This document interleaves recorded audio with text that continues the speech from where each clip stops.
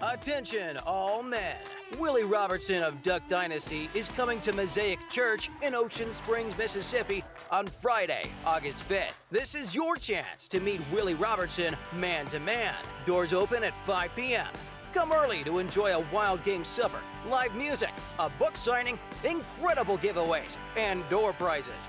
Then listen to Willie talk about what it takes to be a man of integrity on campus or in the workplace, how to be a great husband and father, and how to be the kind of man that other people admire and respect. Hey guys, it's Willie Robertson. I'm heading over to Ocean Springs, Mississippi. I can't wait. We're going to do an afternoon of business talk and then a night of preaching the gospel. Two things that I absolutely love. So can't wait to see you guys there. Man to Man with Willie Robertson, August 5th at 5 p.m. at Mosaic Church, 2016 Bienville Boulevard in Ocean Springs. Visit mosaicgc.com/events for more information. Well, good morning, everybody. We are excited to have Willie Robertson with us on Friday, August the 5th. We hope that you'll join us for that. It's going to be awesome. You won't want to miss it. You can get more information on our website. But we are happy to have you today here for service. You guys picked a great week to be here. I imagine that we've got some guests with us. If this is your first time at Mosaic, let me be the first to say welcome to our church. We're happy to have you today. Do us a favor.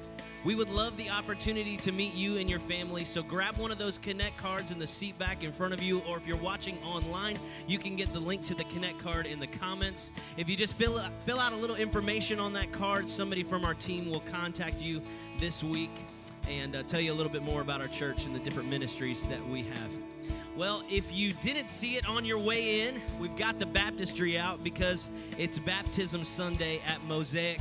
So during these first couple of songs, we're going to be baptizing some folks, and we're going to put their stories up on the side screen so that you can see what God is doing in their lives, and we're going to celebrate with them. So why don't you stand to your feet? We're going to sing and celebrate these baptisms together as a church family, all right? Here we go.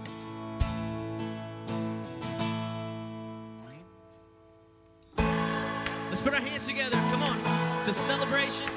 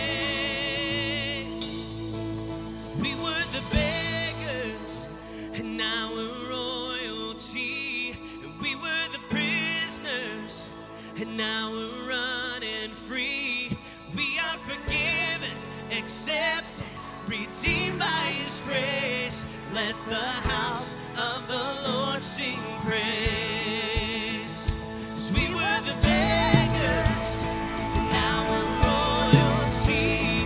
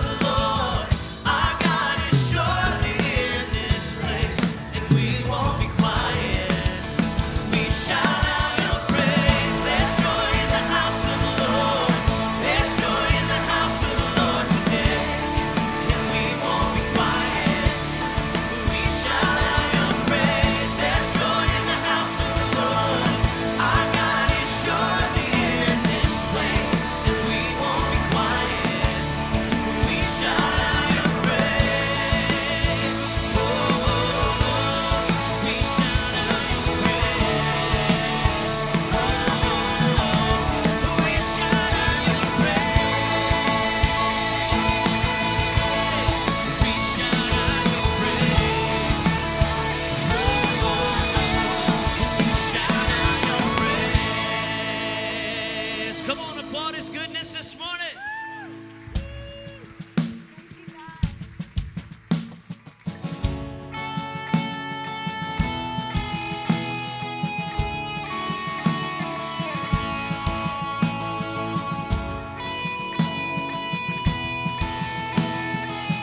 Sing this with us this morning. Before I spoke a word, you were singing over me. You have been so, so good to me. Before I took a breath, you breathed your life in me. Yes, you did. You have been so, so kind to me. Oh, the overwhelming, never-ending, reckless love of God. Oh, it chases me down, finds till I'm found, leaves the 99. I couldn't earn it, and I don't deserve it, but still you give yourself away. Oh, the overwhelming, never-ending, reckless love of God. Yeah.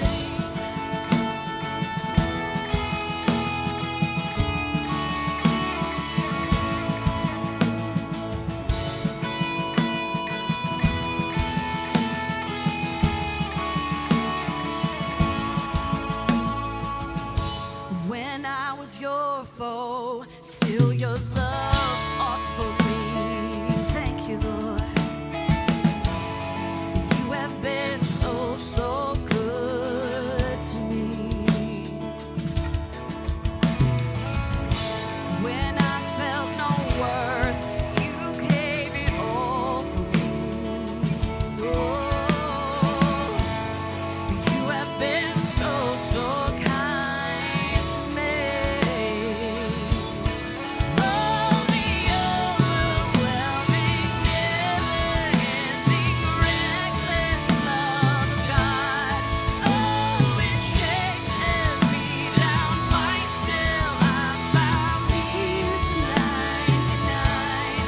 I couldn't earn it, and I don't deserve it, still you give yourself away. Oh, the overwhelming, never-ending, reckless love of God.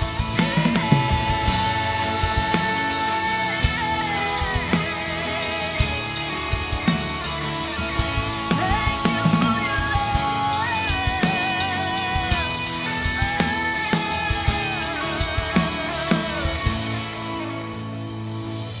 There's no shadow you won't light up, mountain you won't climb up, coming after me.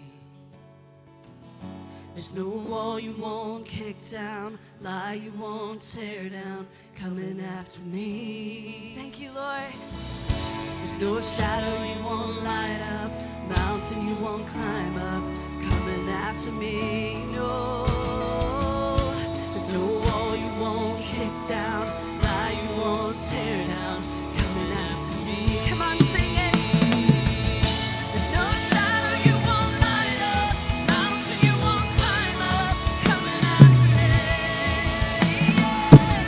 There's no wall you won't kick down, lie you won't tear down, coming after me. Thank you, Lord. There's no shadow you won't light up,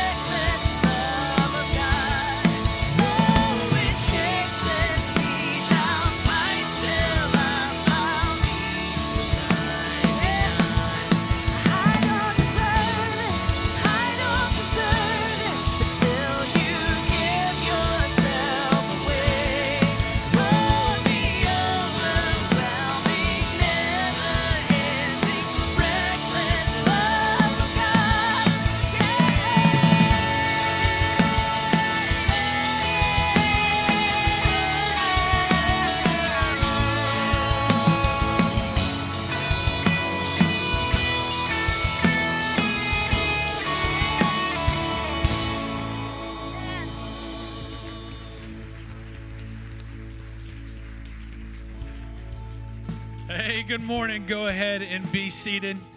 You know what? Let's give another round of applause for all those that got baptized this morning. I don't know about you guys, but that's one of my favorite things to do. To see those who are coming forward, going public with their faith in Jesus Christ. And I just want to say thank you so much. I trust and hope that you see somebody this weekend or in the weekends in the past that you know that you've had an opportunity to minister to in some way.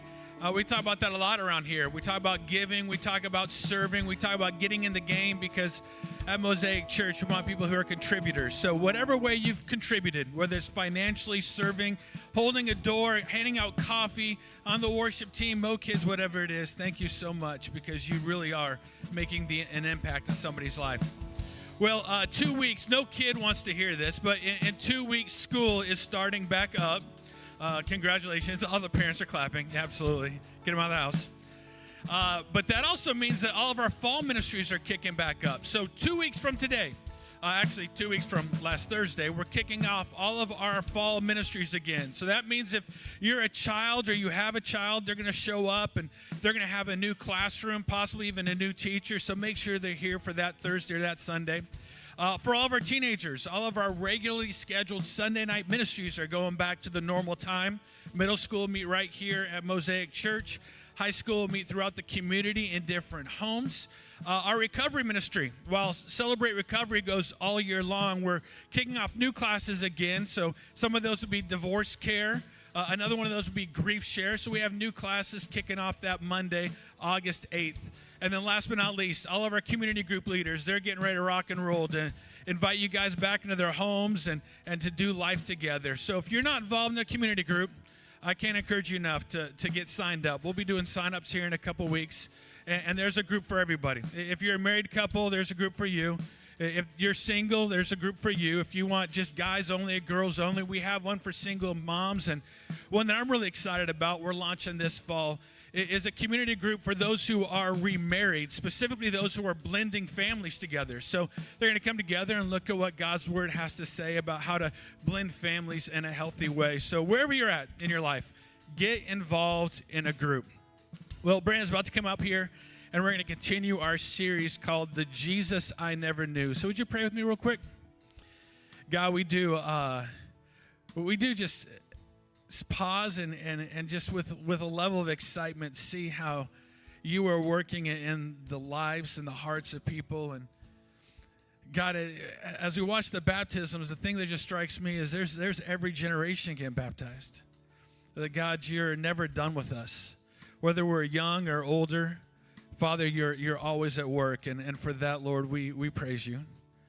God, now as we start to open up your word, God, I pray that you just lead and guide us in the way that only you can. In your name we pray.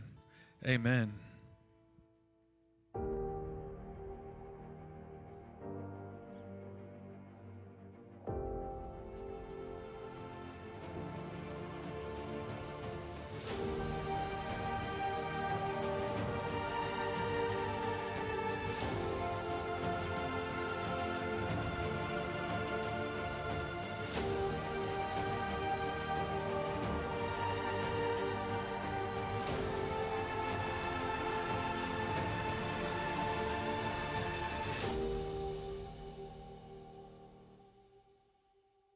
Well, good evening, everybody, or good morning, everybody.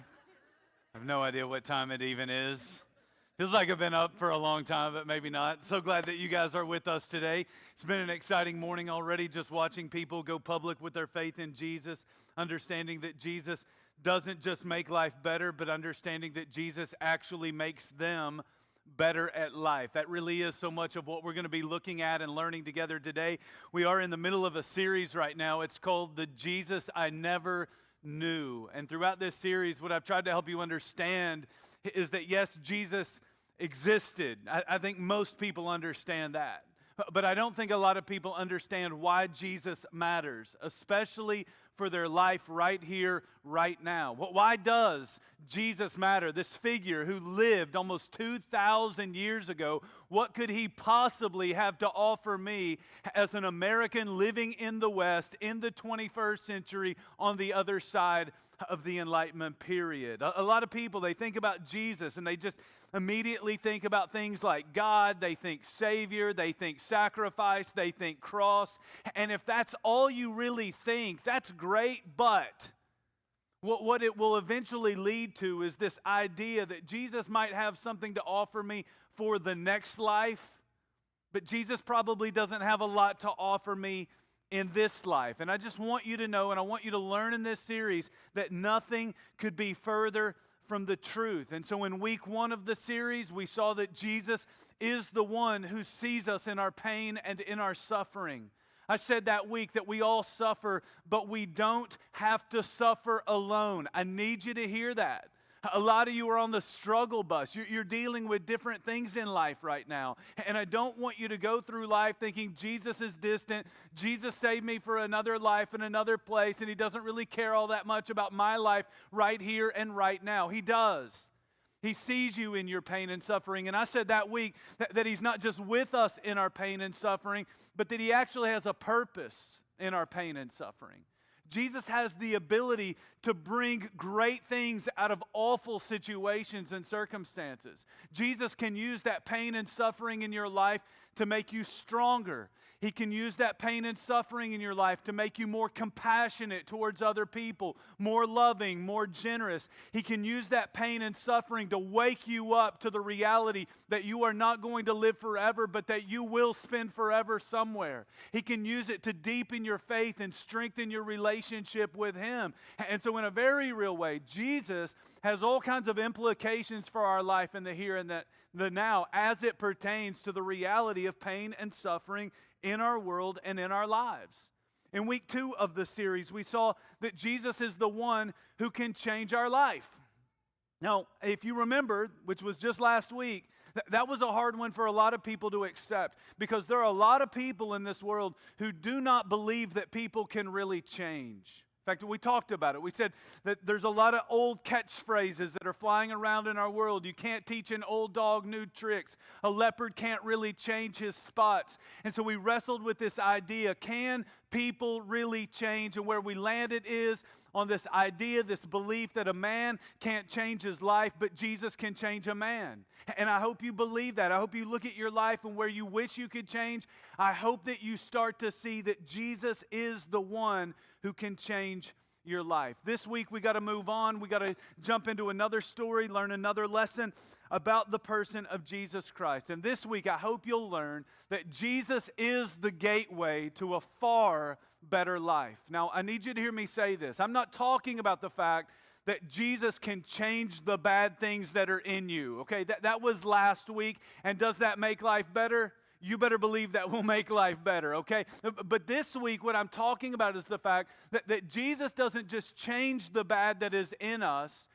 Jesus is the one who has all kinds of good things for us. And so let me kind of start the message in this place today. Not in this place as in Ocean Springs. Let me start it all the way over in St. Louis, okay? If you've ever seen a picture of St. Louis, if you've ever been to St. Louis, if you've ever seen a video, then you've probably seen this picture or this structure at some point in your experience with the city of St. Louis. In fact, some of you don't know anything about St. Louis, but you recognize that structure. That structure, some people call it the Arch of St. Louis. Some people call it the Jefferson National Expansion Memorial. But a lot of people refer to that structure as the gateway to the West. That's right.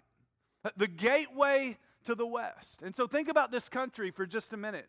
When this country was first established, settlers arrived on the East Coast, and most people lived on the East Coast for a considerable period of time. For example, in 1790, 95% of the population in this country lived east of the Appalachian mountain range that runs all the way from Maine all the way down into Georgia. In 1803, a little deal went down. Anybody know what the deal was? Couple of you history buffs, yes, the Louisiana Purchase. The rest of you just kind of socked that one away. Kind of important to know, okay? It's our neighbors right next door, okay? That little thing went down called the Louisiana Purchase. And as more land became available, more people started to migrate west.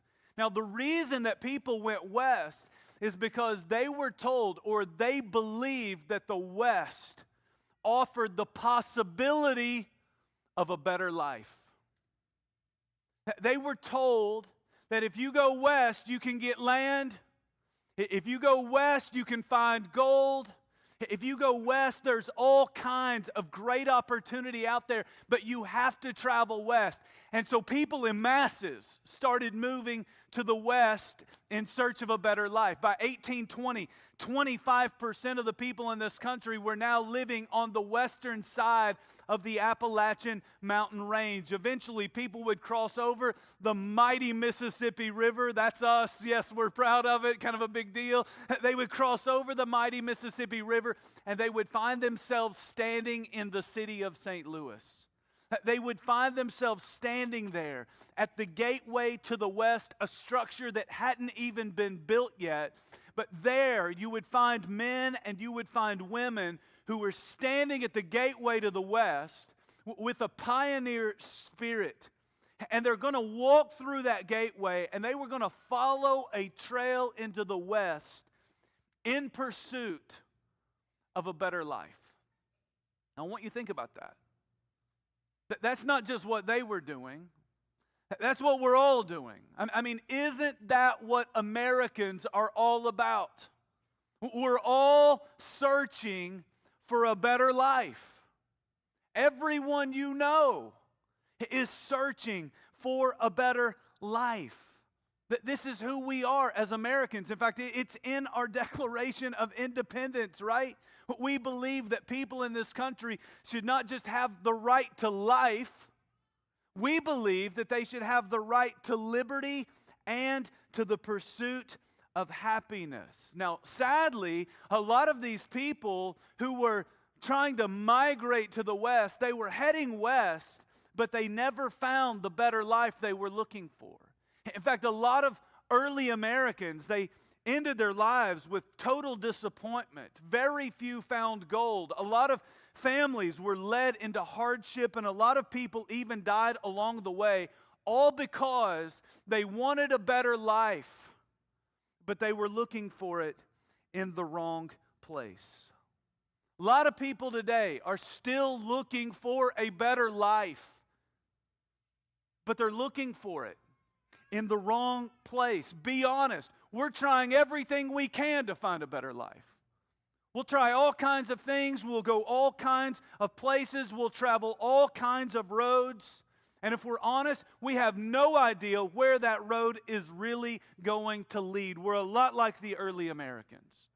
So we'll hop on that road and say, let's try drinks or drugs.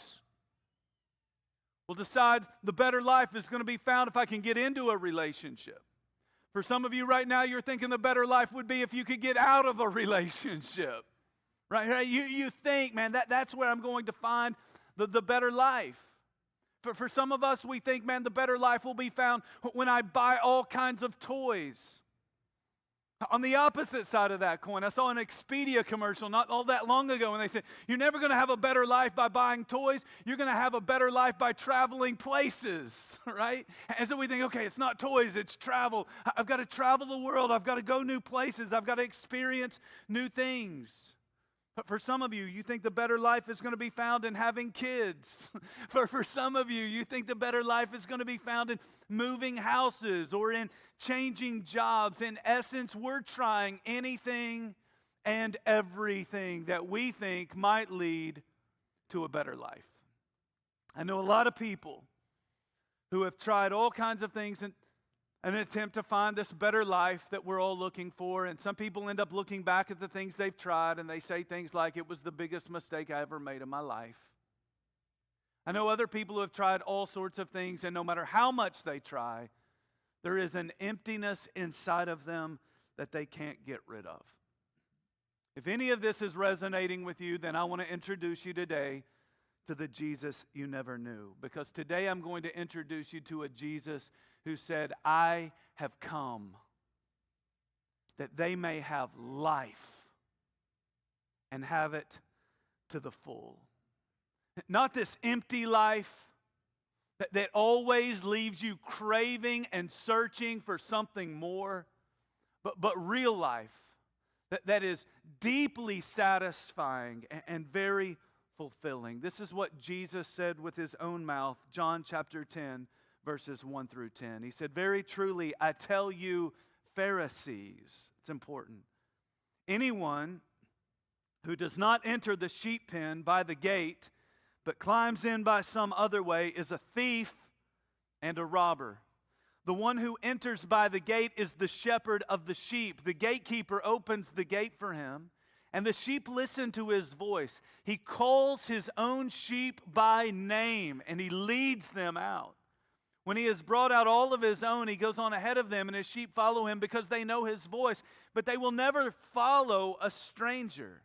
In fact, they will run away from him because they do not recognize a stranger's voice." Jesus used this figure of speech, but the Pharisees did not understand what he was telling them. Then Jesus said it again, "Very truly I tell you, I am the gate for the sheep.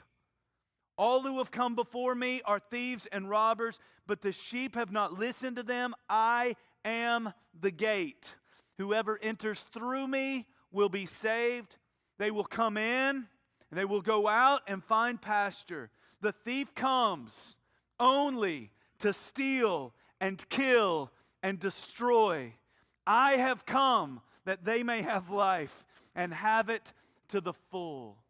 Now, I want to remind you, according to verse 1 in this passage, Jesus is speaking specifically to the Pharisees. That's important because Jesus knows something about the Pharisees. He knows that they are some of the most influential people in that community. Unfortunately, they are using their influence and they are steering people in the wrong direction. These guys don't understand the ways of God. And so they end up teaching people a way of life that is not really better. It is actually miserable. The Pharisees are like some of you who are all about the rules. These are all the things that I have to do, and these are all the things that I could never do. And if I just follow all the rules, then I will have a better life. The Pharisees are the reason that some of you are here thinking Christianity will ruin all my fun if I actually buy in and get baptized like the rest of these people. You watch these people and you're not celebrating with them. You're grieving for them because you think they're never going to have fun another day in their life, right?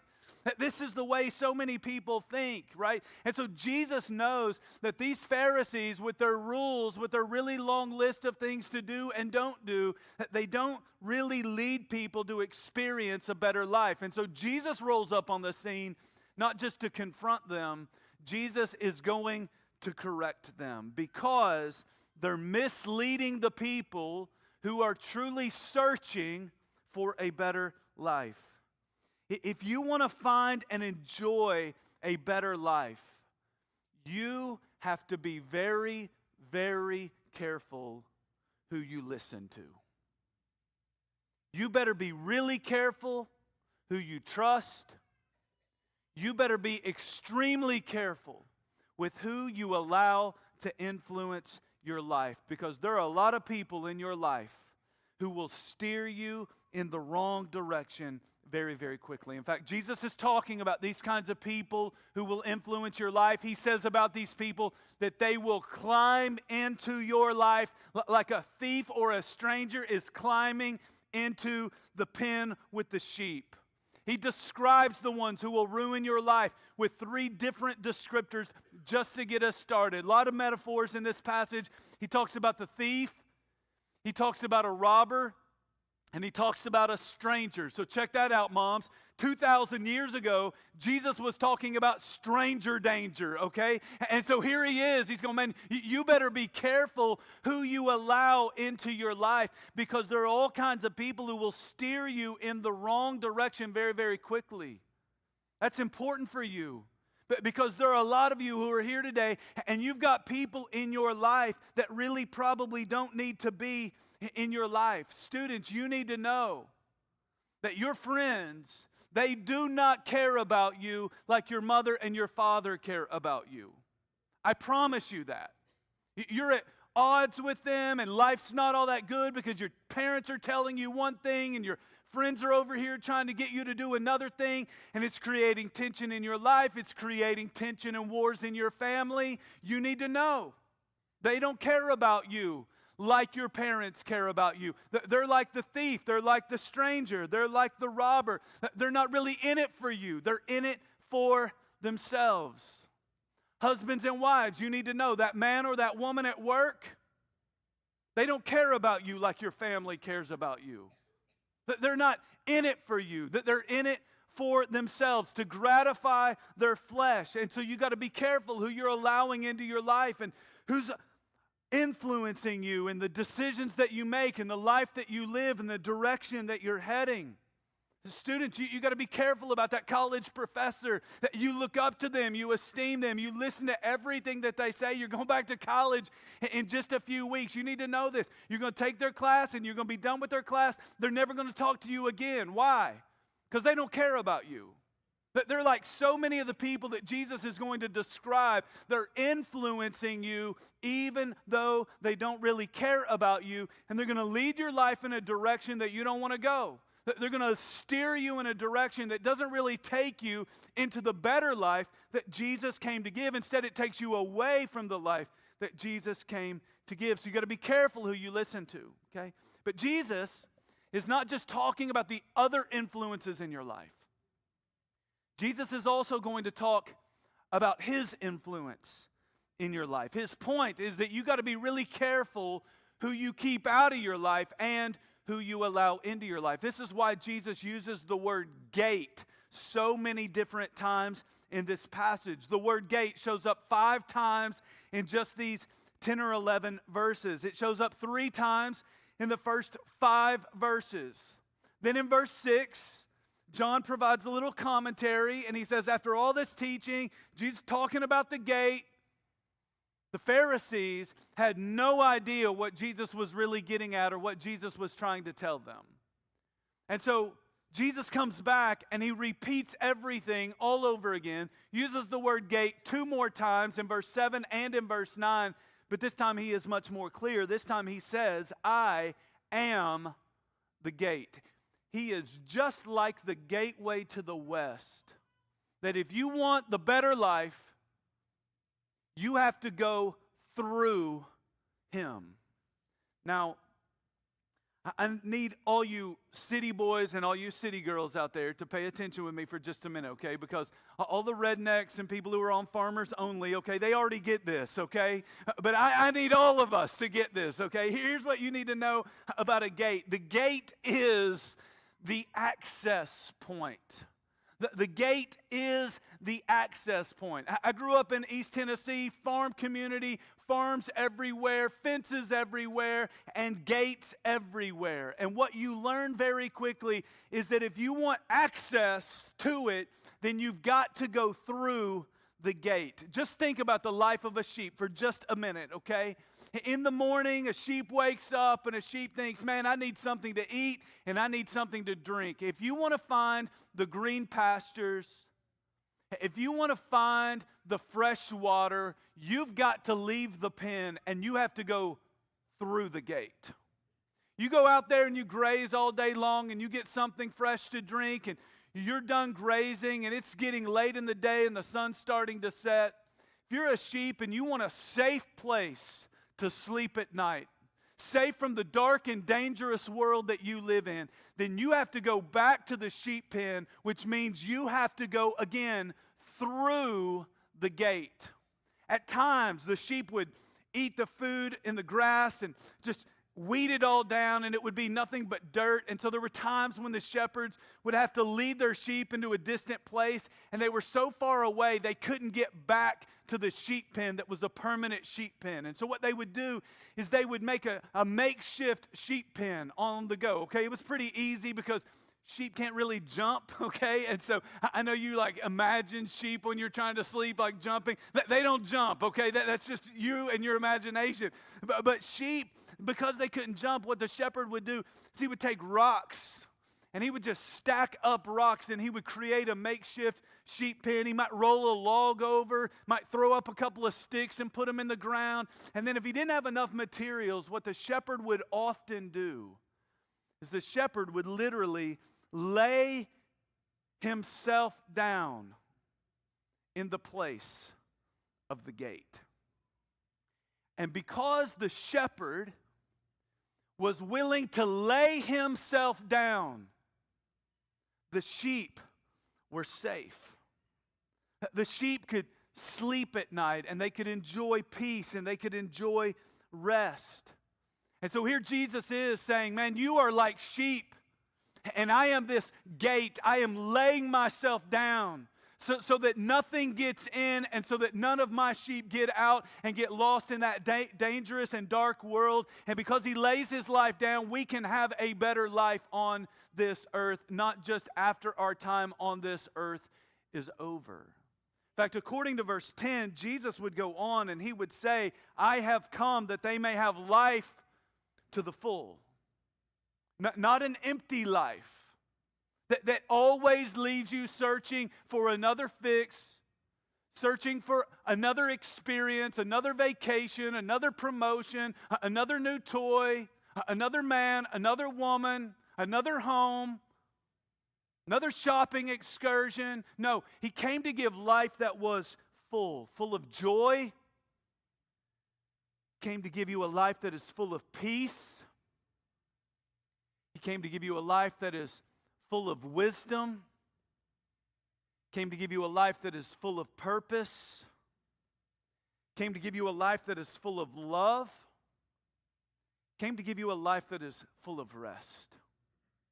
How many of you would agree that if you had that kind of life, your life would be far better?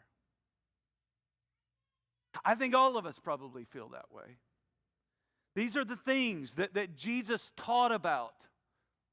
This is the kind of life that Jesus came for us to experience. But the only way that we get that kind of life is by going through Him. Verse 9, Jesus said, I am the gate. Whoever enters through me will be saved. They will come in and go out and find pasture. You're going to find everything that you need in me, through me. In order for you to have that kind of life, a better life, you have to go through Jesus. And when you go through Jesus, you have that life now, but you also have that better life forever. But you have to go through Jesus. Now, I need you to understand that's only part of the equation. It's only half of what Jesus is really teaching in this passage.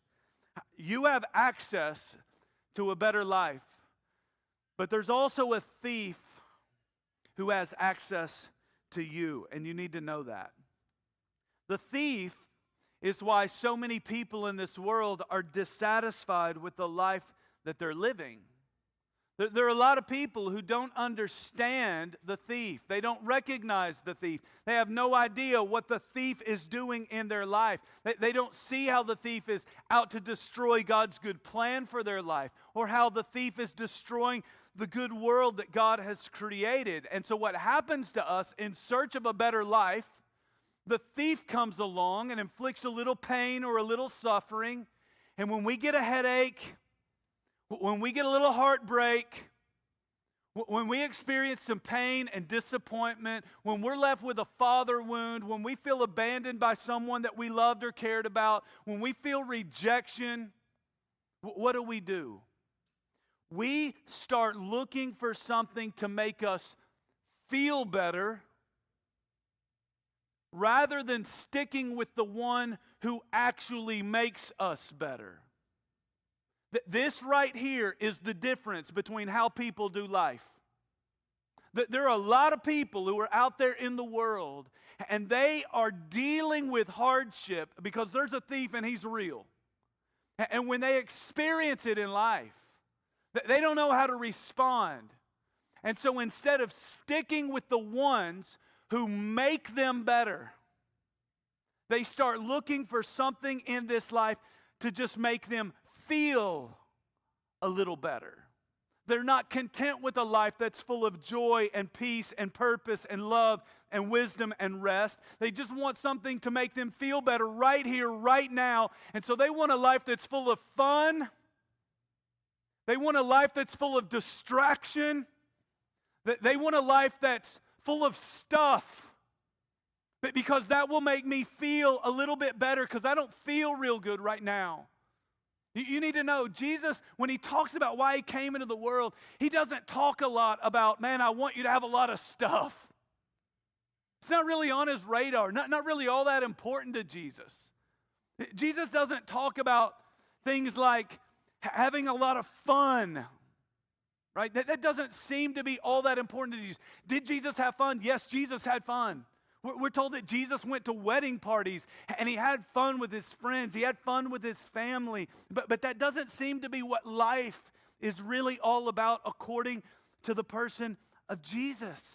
You see, what happens in your life, what happens in my life is we end up trying to feel better rather than being better. Jesus didn't talk about that stuff. But the thief is more than happy to give you all of that stuff because the thief doesn't really want you to be better. He just wants you to feel better, even if it's a fleeting pleasure that lasts only for a short time and leaves you always craving more. This is why Jesus is saying, man, you better be really careful who you allow to influence your life. It's not just the thief. You got to be thinking about the other influences in your life, like your friends. Let me ask you something about your friends. Do your friends make you feel better? Or do your friends actually make you better? Jesus is saying you need to be sticking with the ones who will actually make you better. Stay away from certain people. Don't let them climb into your life. According to verse 10, Jesus told us something about the thief. He said that the thief comes only to steal and kill and destroy. And so here you are. You're trying to find a better life. And here comes the thief, and he is trying to ruin your life. Now, if you were to go home tonight and somebody tipped you off and said, hey, heads up, I heard through the grapevine that someone is coming to your house tonight, and they are a thief, and they are going to rob you blind, and who knows what's going to happen. They may even hurt you. They may kill you, because that's what the thief does, steal, kill, and destroy. Okay? If you knew that a thief was coming to your house tonight, would you be prepared? Yes, of course you would be prepared. You would be like that kid in the Home Alone movies. Remember Kevin? Right? Kevin was prepared because he knew the thief was coming. So the question is, how do you prepare for the thief that Jesus is talking about here in this passage? If you look down in verse 12, you'll see Jesus explaining how the thief is going to ruin your life. If you know how he attacks, then you can prepare for his attacks. Jesus comes back to the sheep analogy. This time, he describes the thief as a wolf. Listen to verse 12. The hired hand is not the shepherd, and he does not own the sheep. So when he sees the wolf coming, he abandons the sheep and he runs away. Then the wolf attacks the flock and scatters it. And so if you want that better life that we've been talking about today, then you got to be careful, again, who you trust. These sheep would have thought, we can trust the hired hand. They can't trust the hired hand. But because the hired hand doesn't really care about the sheep. He only cares about himself. And again, there are people in your life that you're trusting. They don't really care about you. They only care about themselves. If you give them influence in your life, they're going to ruin your life. But Jesus doesn't stop there. Jesus says that there's not just a hired hand, other people in your life. Jesus starts talking about a spiritual enemy in your life. And he describes the spiritual enemy as a kind of vicious predator. And so when this vicious predator, like a wolf, attacks the sheep, then you need to know the worst thing you can do is scatter and go in separate ways. Has anybody ever seen National Geographic shows? I mean, come on. Like the herd has to stick together, and if you deviate from the herd, then you are in major trouble. So hear me say this, Mosaic. We don't scatter. We stick together because we know that if a spiritual enemy can isolate you, he will destroy you. And yet there are a lot of people who make the mistake when life gets hard of pulling away from the herd. They want to get into things that make them feel better rather than being with the herd that actually makes them better. And when they're doing those things that make them feel a little better, they don't feel comfortable around the rest of the herd who's saying, no, no, no, that's not the right way to deal with the pain and the disappointment and the hardship in your life. But you need to know, if you isolate yourself and pull away from the herd, then your spiritual enemy has you right where he wants you.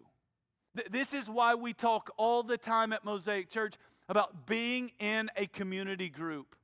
You need to be with the herd. You need to be spending time with other people who are not just interested in making you feel better, but they're interested in actually making you better. You need to know that when it comes to this herd mentality, that there really is strength in numbers. And yet I hear so many people, they talk to me about community groups, and they go, I'm going to get into a community group one day. It's just, right now, my life is just so busy. Let me ask you a question. If you were going home tonight and the thief was coming, would you say, I'm too busy to get up and lock the door? You would never say that. But we say that about community because we don't really believe the thief is coming. We don't really believe that there's a danger. We don't really believe what Jesus is teaching and what Jesus is telling us. But the thief is coming, and we have to be ready. And the way in which we're ready is we live in the context of community with one another because there's strength in numbers. I do believe that you're busy. I know that you're busy. But if the thief is coming, then our priorities have to change. If the thief is coming, we've got to say, I'm busy, but I got to make sure that I'm busy doing the right things. And that means doing life with people who don't just make me feel a little better, they actually make me better. It's key, but listen to me, it's not the only key. Do I believe, as I go back to the sheep analogy, that there is real strength in numbers? Yes, I believe that, okay? But for a wolf, a big herd of sheep just looks like a really big buffet, right? It looks like all you can eat. But because the sheep are not going to be able to defend themselves from the wolf. And that right there is why I am so glad that we don't just have each other. I'm glad we have Jesus. But because Jesus starts the whole conversation by saying, I am the gate. But he ends the whole conversation by saying, I am the good shepherd. Listen to verses 11 to 18. I am the good shepherd. The good shepherd lays down his life for the sheep. The hired hand is not the shepherd and does not own the sheep. So when he sees the wolf coming, he abandons the sheep and runs away. Then the wolf attacks the flock and scatters it. The man runs away because he's a hired hand and he cares nothing for the sheep. I am the good shepherd. I know my sheep, and my sheep know me, just as the Father knows me, and I know the Father, and I lay down my life for the sheep. I have other sheep that are not of this sheep pen. I must bring them in also. I too will listen to my voice. They too will listen to my voice, and there shall be one flock and one shepherd. The reason my Father loves me is that I lay down my life only to take it up again. No one takes it from me, but I lay it down of my own accord. I have authority to lay it down, and I have the authority to take it up. This command I received from my Father. And so listen to me. If you really want the good life, you got to stick with the herd, but you also have to stick with the shepherd. What does the shepherd do for the sheep? A lot of people think, well, he leads the sheep and he guides the sheep and he goes around, he makes sure that the sheep are shaved and that they don't carry too much wool on their backs and, end up struggling. He makes sure that he helps the sheep if they fall down. He feeds the sheep. He waters the sheep. The shepherd does all that. But listen to me. The primary job of a good shepherd is to defend the sheep. I know you and I don't like to think about it, but the truth of the matter is the sheep by nature are weak and vulnerable. I know you think, I'm not weak, I'm strong. You're strong for a sheep, okay? But you're not strong compared to the wolf, okay? And you need to know that, right? We're weak and we're vulnerable. And so the shepherd has to be a part of our lives because he wants to keep watch over us. He's always ready to defend us because there is a wolf out there, and he is circling the sheep, and he is looking for one to devour. You need to know this about the wolf. The wolf is not afraid of a sheep, but the wolf is afraid of the good shepherd. The good shepherd is not like the hired hand. He's not going to run away from the fight. The good shepherd is actually going to run to the fight because he's going to defend the ones that he loves and cares about. And so, yes, the thief is coming to steal and kill and destroy. But Jesus is coming so that we might have life and have it to the full. When the wolf shows up, you need to know that the good shepherd is going to show up. You need to know that when the wolf is coming after you, the good shepherd is going after him. And so when life gets hard, you got to stick with the herd, and you have to remind yourself that the good shepherd is on the scene and he is going after whatever is going after you. According to verse 14, Jesus says, I know my sheep. He doesn't just know you, he knows what's going on in your life. According to verse 13, Jesus implies that he cares about his sheep. He's not like the hired hand who cares only about himself. He actually cares about you. And then finally in verse 11, Jesus said, I will lay down my life for my sheep. And the greatest part of it all is that he actually did it. In fact, according to verses 17 and 18, Jesus said this. He said, the reason that my Father loves me is that I lay down my life only to take it up again. No one takes it from me, but I lay it down of my own accord. I have the authority to lay it down and the authority to take it up again. This is how Jesus defends his sheep. This is how Jesus defends his people.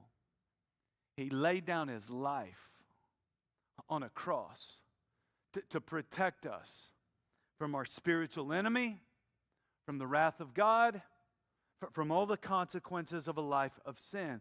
And when Jesus did that in human history, this passage became a reality. The Good Shepherd was struck. And when the Good Shepherd was struck, the disciples, they all scattered. They ran in different directions. They all went into hiding. Some of them went into an upper room. Peter made the mistake of going into isolation. He left the herd. He thought, I'm going to follow Jesus and I'm going to go up into this courtyard and I'm going to stay at a distance and I'm going to watch everything that happens. Proved to be one of the worst mistakes he would ever make in his life. Judas left the herd. Jesus got struck. He got scared. He left the herd. What'd he do? He went out and hung himself. Nobody knew where Thomas was or what Thomas was up to. And when all of this was done and Jesus comes out of the grave 3 days later, proving that he has the authority to take up his life again, what did the Good Shepherd do?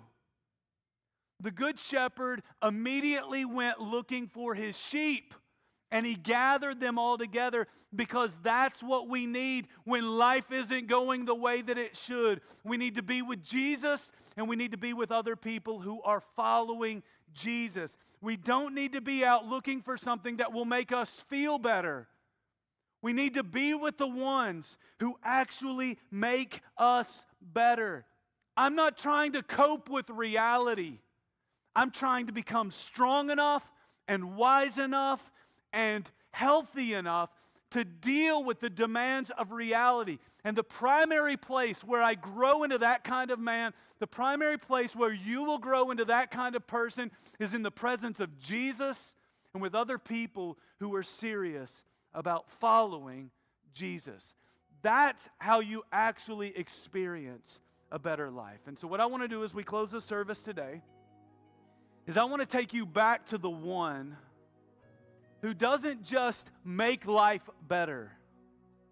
I want to take you back to the one who makes you better at life. So I want you to bow your head and I want you to pray with me for just a moment. Some of you are here right now and you do not have a relationship with Jesus. Man, that's where it starts. You got to be in relationship with the Good Shepherd. It's not enough to be in church or to be with the herd. You need the Good Shepherd to defend you, to lay down his life for you. And so right here, would you just put your faith in Jesus and say, Jesus, I've been looking for a better life. But I've never seen my need for you until right now. I need you, Jesus, to forgive my sins. I need you to lead my life. I hear your voice, and I want to follow after you. If that's a prayer that you prayed, please let me know. You can do that by filling out the Connect card that's in that seat pocket in front of you. You can then drop that off in the black boxes or out by the Connect desk as you make your way out in just a few minutes. But I want to know that you're putting your faith in Jesus so that we can talk to you about things like next steps, like baptism, or even getting into a community group. For others of you, I just want you to take a minute and I want you to really reflect on this message. I want you to answer the question, who am I allowing into my life that doesn't need to be there? Who's that influence? Who's that voice in my ear? Who's speaking into my life? Who am I trusting that I don't need to be trusting because they're steering my life in the wrong direction? But for some of you, I want you to pray right now about being in a community group. Let's stop making excuses and let's start making progress by moving in the direction that Jesus told us to go. God, I just pray that you would speak to us and that we would be obedient to you so that we might truly enjoy and experience a better life that you came to give. And I pray it all in Jesus' name. Amen. This time I want to invite you to stand. We're going to sing a song called Run to the Father, and it's a powerful reminder of where we go if we really want a better life. Let's sing it together.